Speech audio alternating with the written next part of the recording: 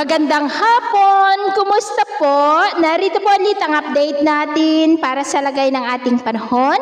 Ngayong hapon po ng June 21, 2025. Sa ngayon po ay meron na nga pong nabuong isang sama ng panahon sa silangan po ng Philippine Sea. Base po yan sa datos ng Joint Typhoon Warning Center.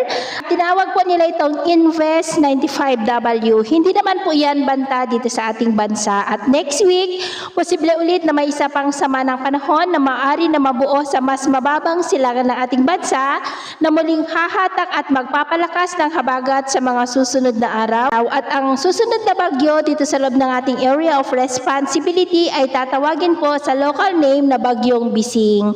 At ito nga ang pinapakita ng forecast model natin pong ginagamit hanggang po sa susunod na 2 linggo. At sa lagay ng ating panahon, ngayong hapon ay nakakaranas po ng mas maulap na kalangitan with isolated rains ang ilang bahagi ng Ilocos Region, Cordillera, Nueva Vizcaya, Pangasinan, Zambales, ilang bahagi ng Metro Manila, Quezon, Rizal, Cavite, Camarines Provinces, Legazpi, Catanduanes, Mindoro, Palawan, ilang bahagi ng Kabisayaan at Mindanao. At mamayang gabi may mga isolated rains pa rin sa iba't ibang bahagi ng ating bansa, kaya mag-ingat po tayo dahil posible pa rin po ang mga banta ng mapagbaha at pagguho ng lupa. At sa atin naman po mga baybayin, wala naman po tayong nakataas na namang gale warning signals, pero iba yung pag-iingat lamang po kung papalaot tayo para po mas makaiwas sa mga sakunang pangkaragatan. So ito po ang latest update natin sa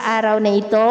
At ako po muli si James na nagsasabing sa kahit anong pagsubok po na darating sa ating buhay, huwag po tayong mawawalan ng pag-asa. Thank you and God bless!